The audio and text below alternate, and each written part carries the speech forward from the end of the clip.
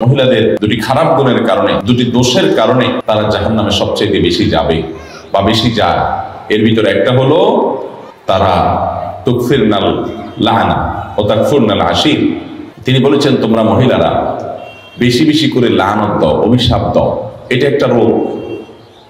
কথায় কথায় এটা পুরুষের মধ্যেও আছে এই রোগ, কিন্তু নারীদের মধ্যে স্পেশালি বিশেষভাবে এই দোষটা অনেক বেশি, যে কথায় কথায় লানত দেওয়া, চট করে রাগ হয়ে স্বামীকে, বাবাকে, সন্তানকে, ছেলে মেয়েকে, সংসারকে, এটাকে সেটাকে অভিশাপ দেওয়া, বদদোয়া করা, গজব দেওয়া, ঠাড়া দেওয়া, এরকম খারাপ উক্তিগুলা, অভিশাপগুলা বেশি বেশি দেওয়া, এটা জাহান্নামে যাওয়ার কারণ। আর আরেকটা হলো তাকফুরনাল আশির, স্বামীর নাশুকুরি করা। পুরুষদের মধ্যেও এই রোগ আছে। পুরুষও নাশুকুরি করলে তার ঠিকানা জাহান্নাম হবে, এতে কোনো সন্দেহ নাই। অনেক পুরুষ আছে যে তার মহিলা, তার স্ত্রীর সাথে তার সম্পর্ক ভালো, স্ত্রী সব দিক থেকে ভালো, একদিন একটু উল্টাপাল্টা হলে সে সাথে সাথে সারা বছরের সকল অবদানকে অস্বীকার করে।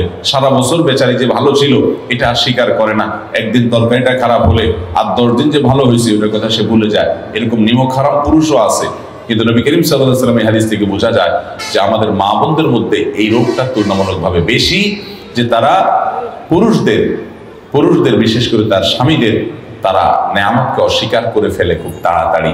আর এটি তাদের জাহান্নামে যাওয়ার অন্যতম কারণ। এই জন্য আমাদের মা বোনদের জন্য এই দুটি অ্যালার্মিং পয়েন্ট, যে আসুন আমরা কোনো অবস্থাতে আমাদের সন্তানরা, আমাদের স্বামী, আমাদের মা বাবা, সংসার বা অন্য কোনো কিছুকে আমরা গালিগালাজ করা, বদদোয়া দেওয়া, ঠাড়া দেওয়া, আপনার অভিশাপ করা, আল্লাহ লানতের কথা বলা, এগুলো আমরা কখনো করবো না। এবারে সাবধান থাকবো। আর দ্বিতীয়ত হলো আল্লাহ তাআলা স্বামীর সংসারে যতটুকু আপনাকে নেয়ামত দিয়েছেন এতটুকুর জন্য আল্লাহ শুকর আদায় করবেন, নাশুকরি করবেন না। জীবনে তোমার সংসারে এসে কি পাইলাম? কিছুই পাইলাম না, আমার পুরো জীবন শেষ হয়ে গেছে, অথচ আমি তোমার সংসারে সুখের দেখাই পাইলাম না, এরকম কোনো কথা আমাদের মা বোনরা আমরা বলবো না। বরং আল্লাহ তাআলা আমাকে যে অবস্থায় রেখেছেন সে অবস্থা আমরা শুকর আদায় করব। আল্লাহ কোরআনে বলেছেন, ইন্নামা ইউওয়াফাস সাবিরুনা আজরাহুম বিগাইরি হিসাব। যারা ধৈর্যশীল হবে, যারা সবর করবে, দুনিয়ার বিভিন্ন কষ্ট, দুঃখ, মুসিবত, এগুলোকে আল্লাহর দিকে তাকিয়ে যে সবর করলে আল্লাহ তাআলা সওয়াব দেন, জান্নাত দেন, আল্লাহ খুশি হন। আল্লাহ বলেছেন, ইন্নাল্লাহা মাআস সাবিরিন, আল্লাহ ধৈর্যশীলদের সাথে থাকেন। আল্লাহ বলেছেন, আল্লাহ ইউহিব্বুস সাবিরিন, তিনি ধৈর্যশীলদের পছন্দ করেন, ভালোবাসেন। ধৈর্যশীলদেরকে এত মর্যাদা আল্লাহ দিয়েছেন। আল্লাহর কাছ থেকে সওয়াবের আশায় যারা একটু ধৈর্য ধারণ করে, সবর করে, হজম করে নেয়, ঢোক গিলে নেয়, নিয়ন্ত্রণ করে নেয়, মেনে নেয়, মানায় নেয় নিজেকে, এই মানুষগুলো, তাদের সম্পর্কে আল্লাহ বলেছেন, ইন্নামা ইউওয়াফাস সাবিরুনা আজরাহুম বিগাইরি হিসাব। ধৈর্যশীলদের বিনিময় আল্লাহ রাব্বুল আলামিন হিসাব ছাড়া দিবেন। কোনো হিসাব করে আপনাদেরকে দিবেন না। যখন আপনি ধৈর্যশীল হবেন, যখন আপনি সবরকারী হবেন, আল্লাহ তাআলা আপনাকে ডাইরেক্ট দিয়ে দিবেন, কোনো হিসাব নিকাশ করে দিবেন না। আল্লাহর কাছ থেকে হিসাব নিকাশ করে জান্নাতে যাওয়া এত সোজা কাজ না। আল্লাহ যদি বিনা হিসাবে কাউকে জান্নাতে দেয় তাহলে সেটা সহজ।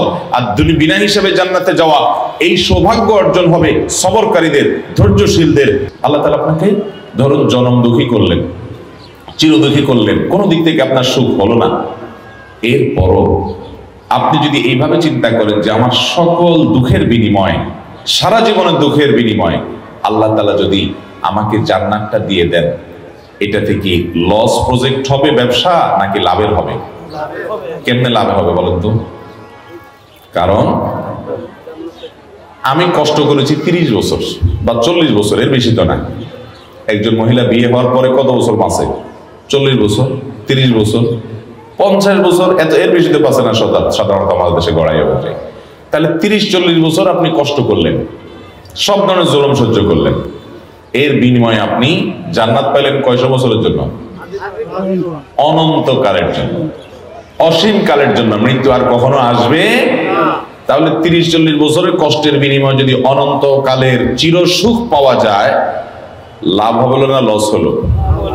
অতএব সবর করতে হবে, ধৈর্য ধারণ করতে হবে। ধৈর্যশীলদেরকে আল্লাহ তাআলা তাদেরকে বিনা হিসাবে দিবেন পুরস্কার, বিনিময়, বিনা হিসাবে জান্নাত দিবেন। অতএব আমরা সবর করবো তো ইনশাআল্লাহ। আল্লাহ আমাদের মা বোনদেরকে সবর করার তৌফিক দান করুন।